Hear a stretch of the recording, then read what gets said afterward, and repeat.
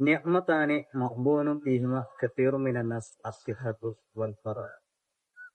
പരിശുദ്ധ പ്രവാചകർ സല്ലല്ലാഹു അലൈഹി വസല്ലമ തങ്ങളുടെ ഒരു ഹദീസ്, രണ്ട് അനുഗ്രഹങ്ങൾ ഭൂരിപക്ഷം ആളുകളും ആവശ്യമില്ലാതെ പായാക്കി കളയും.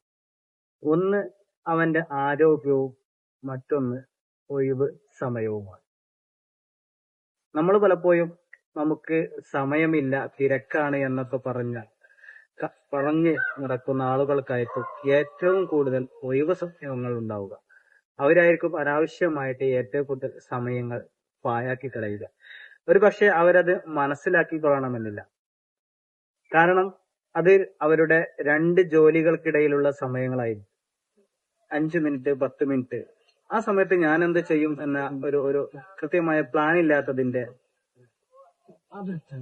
ഇല്ലാത്തതിന്റെ പേരിൽ ആ സമയങ്ങൾ പാഴാക്കി കളയും. അങ്ങനെ ഒരു ദിവസം 2, 3, 4 മണിക്കൂർ ആവശ്യമില്ലാതെ വെറുതെ യൂട്യൂബിലോ ഇൻസ്റ്റാഗ്രാമിലോ മറ്റ് സോഷ്യൽ മീഡിയയിലോ സ്ക്രോൾ ചെയ്ത് അല്ലെങ്കിൽ വെറുതെ ഇരുന്ന് സമയം കളയും. ഈ ചെറിയ സമയങ്ങളെ, നമ്മുടെ രണ്ട് ജോലികൾക്കിടയിലുള്ള ചെറിയ സമയങ്ങളെ എങ്ങനെ വിനിയോഗിക്കാം എന്നതിനെ കുറിച്ച് ഒരു കഥ പറയാം. ഒരു ശില്പി തന്റെ ജോലി സ്ഥലത്തേക്ക് പോകുന്ന സമയത്ത് എല്ലാ ദിവസവും തന്റെ മുറ്റത്തുള്ള പാറയിൽ ഒരു കൊത്തു കൊത്തും. തന്റെ ഉളി കൊണ്ട് ഒരു കൊത്തു കൊത്തും. ഇപ്പൊ വീട്ടിലുള്ള ആളുകളും അത് കാണുന്ന മറ്റു അയൽക്കാർ ചോദിക്കും, ഈ ഒരു കൊത്തു കൊണ്ട് എന്താണ് നിനക്ക് ഉപകാരമുള്ളത്? അപ്പോൾ ആ ശില്പി പറഞ്ഞു, ഞാൻ ഒരു പടി മുന്നോട്ട് പോവുകയാണ്. അങ്ങനെ ദിവസങ്ങൾ കഴിഞ്ഞപ്പോൾ ആ കൊത്തുകളെല്ലാം ഒരുമിച്ച് കൂടി അത് മനോഹരമായ ഒരു ബിംബമായിട്ട് മാറി, പ്രതിമയായിട്ട് മാറി.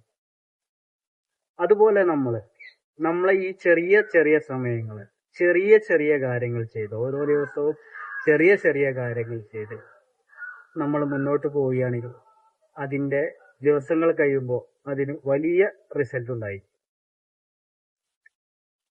ഒരു പ്രവാചകന്റെ ഒരു ഹദീസ് ഉണ്ടല്ലോ, അഹ്ബുൽ അമാലി ഇലല്ലാഹി അദ്വമുഹ വഇൻ ഖല്ല. അതായത് അള്ളാഹുവിന് ഏറ്റവും ഇഷ്ടം എന്നും ചെയ്യുന്ന അമലുകളാണ്, അത് എത്ര കുറച്ചാണെങ്കിലും. അതുപോലെ നമ്മൾ കുറച്ച് ചെറിയ ചെറിയ കാര്യങ്ങൾ ചെയ്ത് വലിയ വലിയ റിസൾട്ട് ഉണ്ടാവും.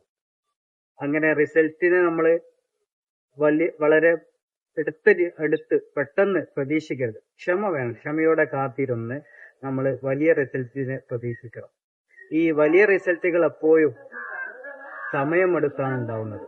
പെട്ടെന്നുണ്ടാവുന്ന റിസൾട്ടുകളൊക്കെ, പെട്ടെന്ന് വരുന്ന വിരുന്നുകാരൊക്കെ പെട്ടെന്ന് പോകുന്നത് പോലെ,